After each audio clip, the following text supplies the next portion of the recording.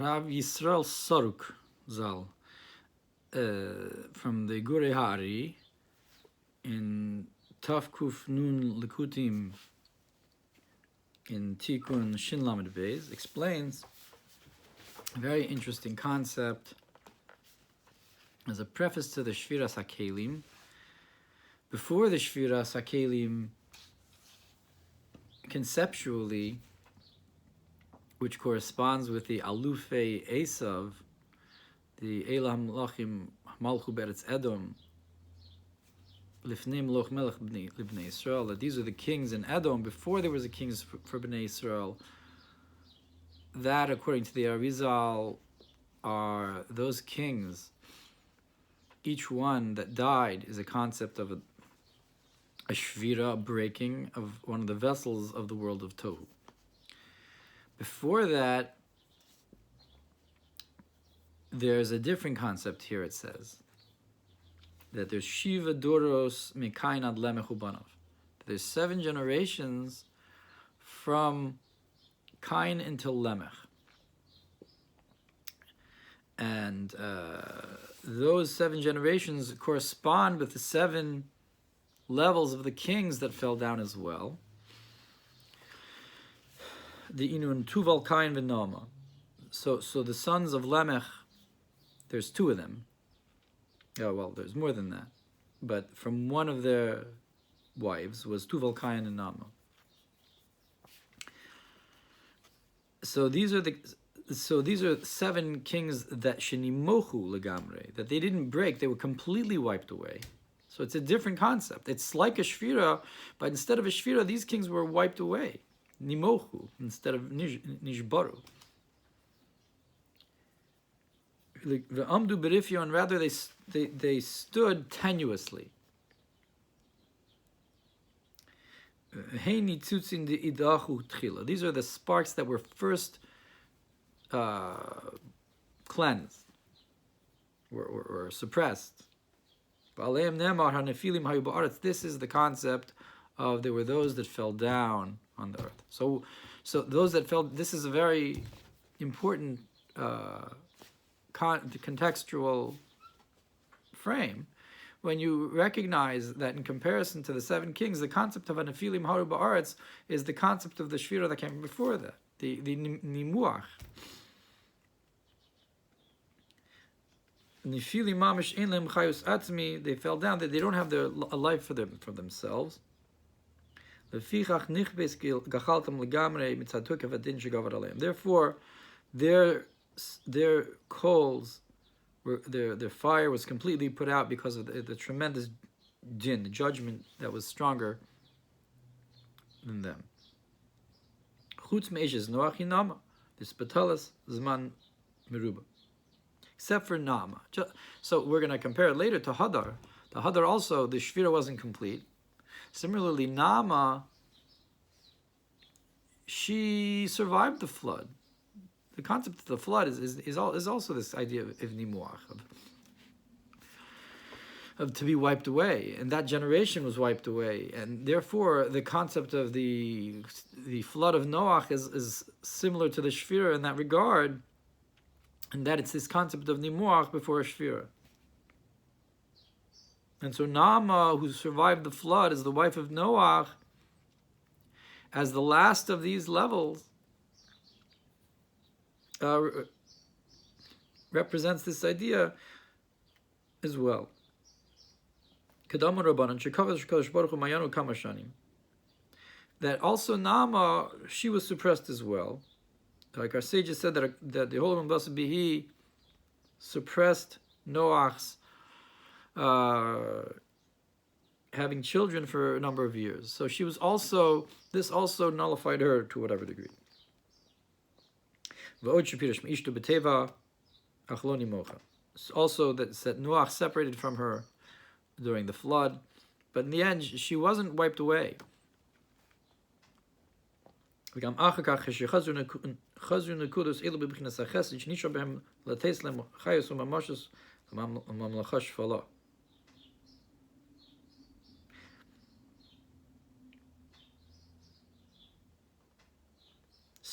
afterwards, these these points, these because these 7 levels were also a concept of nekudos, just like the nekudos of the shvira. There was a kindness, a level of chesed that remained in them, and they established a lowly kingdom from the remains of Na'ama. So lo niskaimu v'lo nimochu legamri ela nishberu. So afterwards, those kings came from that they were an offshoot of what remained from Na'ama, and these didn't last as well, but they weren't wiped away. Ela nishberu. This was the shvira. So the shviras hakelim was an extension, a continuation of this idea of these 7 generations from Cain until Lamech and his children. And the simon for this are the kings in Parshas Vayishlach, the kings of Edom. That they're breaking. That's the concept of their death. And that's why it says, and these are the kings. Whenever it says ve'ela, and it's mosif al rishonim, it adds, it's a continuation of the original ones. So these are the kings of Edom, meaning in addition to the original concept of the shviras hakelim, the נימוחו. Umispar hamila keminyan membez osios. And the is gematria 42. Shin zayin shemos mikoch hagvura kanoda. That shemav is from the concept of gvura. So the concept of shemav in the malachim of Edom, lefichach lo yochlu lispol orach hasadim, they couldn't handle the light that remained from the original נימוחו, because they had tokef hadin in them. In these Zayin Malachim of Edom, Shayu Achor Ba'achor V'Nishberu, that as is explained in the Arizal, that they did not unite together like Partsufim, rather they were Achor Ba'achor and back to back instead of face to face, and they broke. So in particular, Vihine Bela ben Be'or who connected Cain. So the first king of Edom corresponds with Cain. Kedichsiv im Yihi Levar Cain. And it's hinted to in the verse in Bamidbar, I think by Bilam. He says, if you're going to purge Cain, but it uses the word levaer, like Be'or. Bela ben Be'or, Bilam ben Be'or, as the Zohar explains, they're connected. Ve'im yeh levar Cain. So that corresponds with Cain. So there's an interesting connection between Bilam and Cain. But that's out of context. But we see that the first king of Edom corresponds with Cain. And it says he built a city, and the city was Dinhava. That's the first king of Edom built Dinhava. Karua Iro al Shem Chanoch to the Perush Rashi. But Cain built a city, and he called it al Shem Chanoch, his son. He called the city Chanoch. That's the pasuk in Bereshis. So we see both of them named the city. Later on, it says it's Dinhava. But corresponding with the original one who built the city, Cain, he called it Chanoch for his son. So we see the parallel between them, at any rate.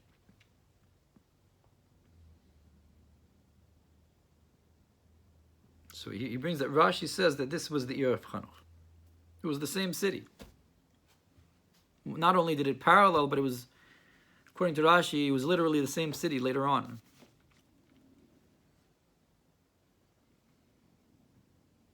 I'm not sure why I would say that he built the city, if it was already built, if that was already your Hanoch, maybe he rebuilt it, or maybe, I don't know. But there's certainly the parallel. Yovav imamila b'gematria Hanoch. Again, the next king of Edom corresponds with Hanoch. B'mispar katan, Yovav and Hanoch. Husham keneged Irad. The next king is Husham. He corresponds with Irad. He doesn't explain. Hadad or Hadar. Hadad ben Bedad. Keneged מחויאל. Samla keneged מתושאל. Shaul keneged Lemech. Okay, so now we got into, he doesn't explain these others, but Shaul corresponds with Lemech. V'en Osios Melech. And these correspond with, the Lemech has the same letters as Melech. So if Lemech corresponds with Shaul, and Lemech is Melech, so it's Shaul HaMelech. So, yes, it's the king of Edom, but we're going to see that this is a remez to Shaul HaMelech also from the Malchei Yisrael. Now, what's interesting is that Shaul also died, so to speak. He was Nishbar, and he didn't last. B'dugmas tov. He doesn't say this here, but we see that there's this parallel that he's going to get into. Even though obviously he's from Malchei Yisrael and not from Malchei Edom, but it's still Lifnei Mloch Melech Bnei Yisrael. The real king of Bnei Yisrael is David, and Shaul was the king before that. And he also had a misa like the Shvira Sakelim, like the Malchei Edom, and he was also Shaul, like one of the last kings.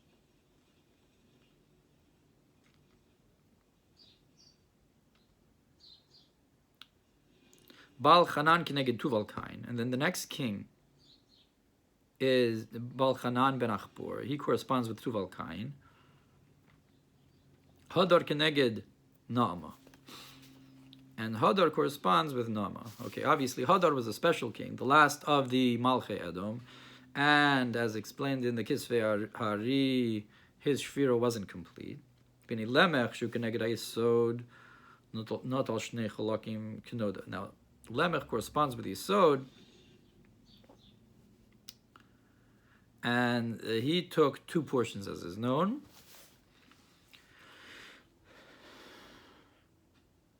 So he divided into two. He had two wives, and he had Tuval Kain and Na'ama.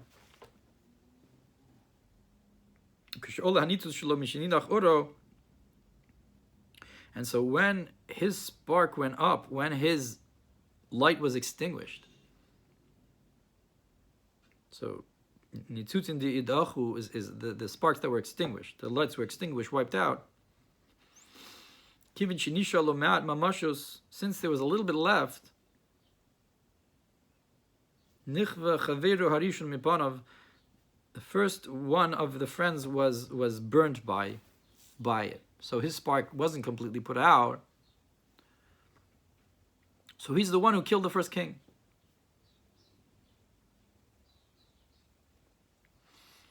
And that's the concept of how Cain was killed by Lemech.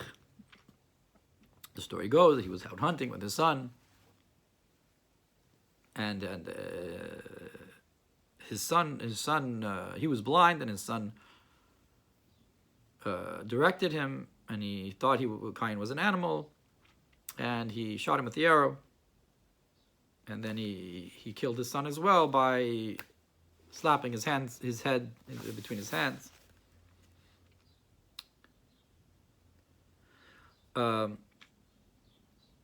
Because of his anguish at not realizing it was Cain, and so forth.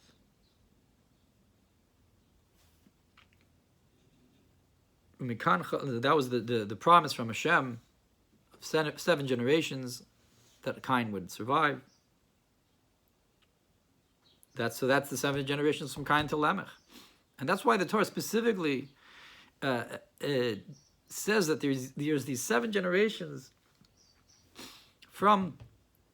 of Cain, that you're going to survive 7 generations, and then you're going to die. What's this idea of 7 generations? So we see that these 7 generations are this idea of this preface to the Shvira.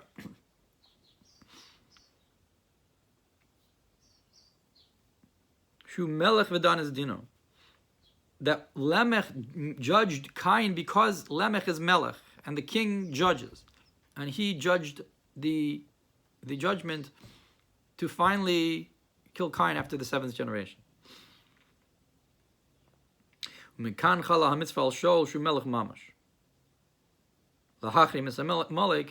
then Lamech wasn't a real king, but similarly,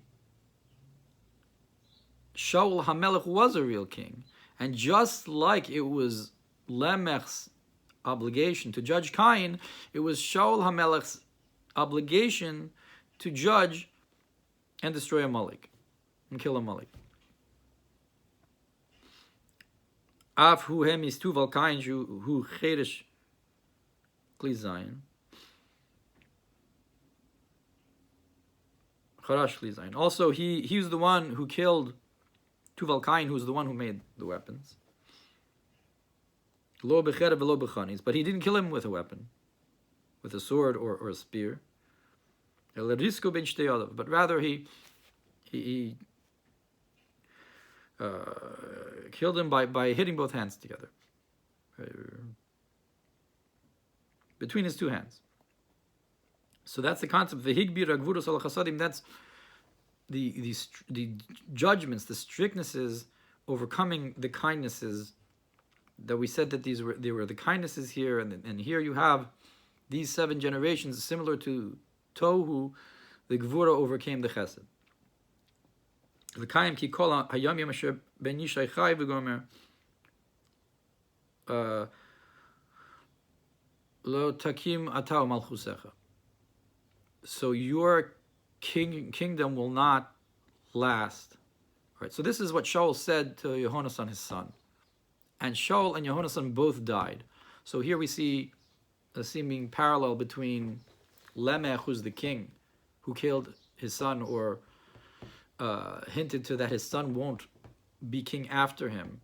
The fact that Tuval Cain was killed by Lamech seems to be a remez to the fact that Shaul and Yehonasan died together. Both of them died, so David could be king.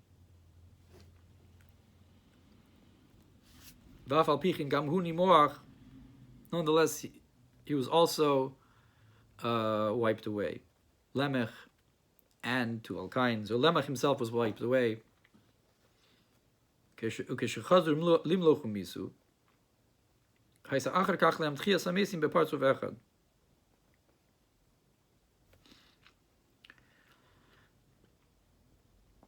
So when they became king again, I guess in the days of Edom, and then they died, there was a Tchias HaMesim to these kings in one partzuf.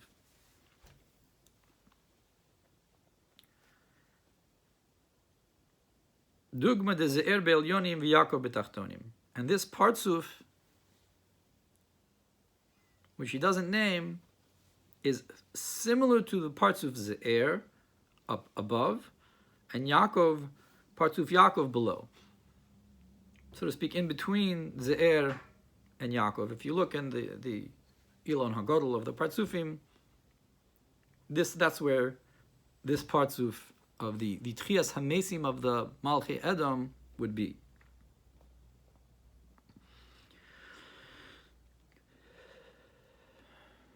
וממנו אחר כך נספשתו ל60 ריבו ניצוצות. And afterwards, this spread out to 600,000 sparks. V'aremez b'posh Yisrael HaMesim Shechi Yecheskel. So what this is hints to those sinners of Israel that died that Yecheskel brought back to life. So the concept of 600,000 sparks is like the Neshamos Yisrael. It's like the souls of Israel. And so, but we're talking about a reconstruction of the Malchei Edom, of the sparks from the Shvira, and the Tchias HaMesim of the sinners of Israel is like, why did they die? They were sinners. Like the kings of Edom who had a Shvira. So these these dead that were revived by Yechezkel, these Trias HaMesim, is like this idea of that they came from a Shvira and they were rebuilt. It seems similar to the idea of the Mesei Midbar as well, that we know that the Dor HaMidbar is one of the Partsufim. And this isn't necessarily the same thing, but it's a similar idea of reconstruction of a Partsuf out of the Shvira. And says that the bones gathered one to the other, one to its. Meaning you can say one to itself. It came back to itself. What does it mean, etzem el atzmo? It means one bone to the other, but it also means its essence back to its essence. Like matzah minas minu v'neir. One found its likeness and it awoke in it. And then it says a very, very great army in Yechezkel. So perhaps that's hinting to the fact that it was Shishim Ribo. How many people did Yechezkel bring back?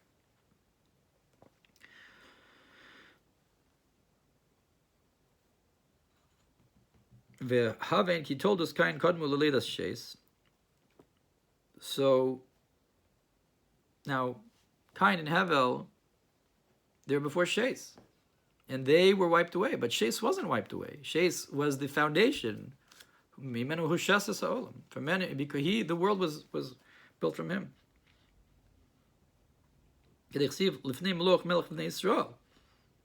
it says, before they were kings for the sons of Israel, and the sons of Israel come from Shes.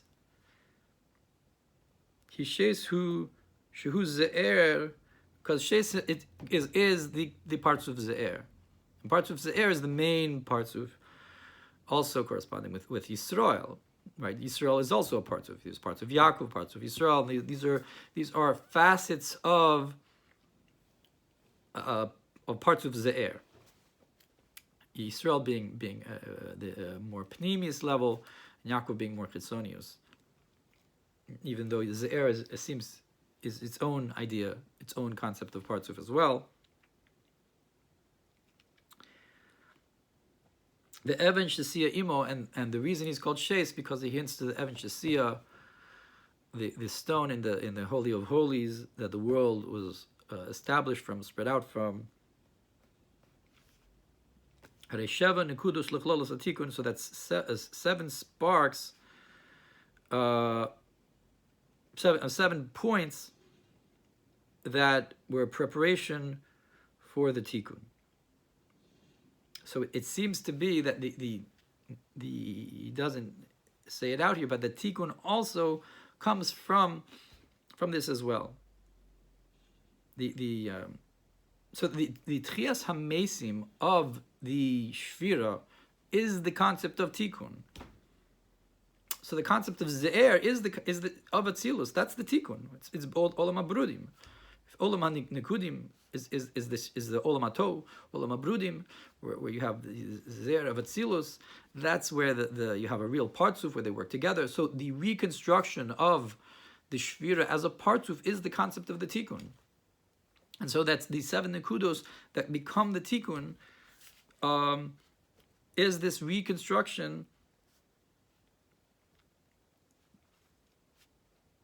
and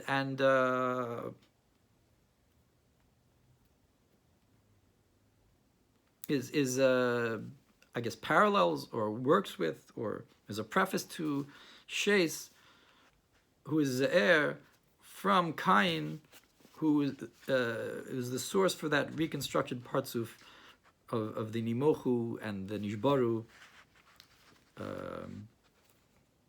as well.